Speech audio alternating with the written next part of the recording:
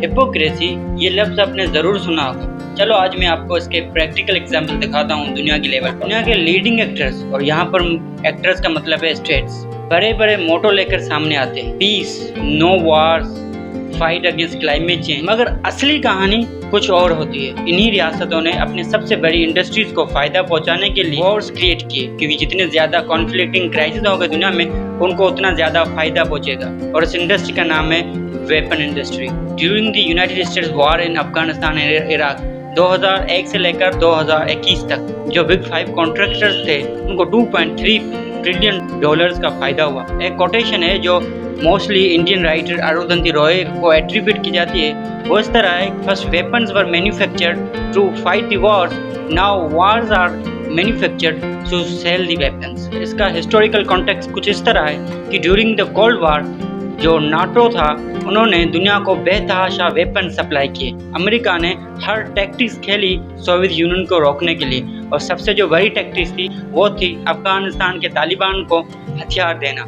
उनको बेतहाशा हथियार दिए गए, फिर उन्हीं वेपन्स का बहाना बनाकर तालिबान पर 20 साल तक जंग थोपी गई।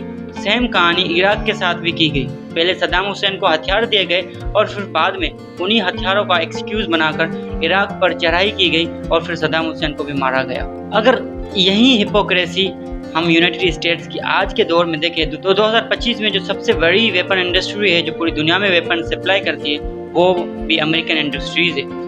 रिसेंटली उन्होंने इसराइल को $510 मिलियन के वेपन्स की सप्लाई का अप्रूवल दिया है। यूक्रेन को $322 मिलियन के वेपन सप्लाई किए।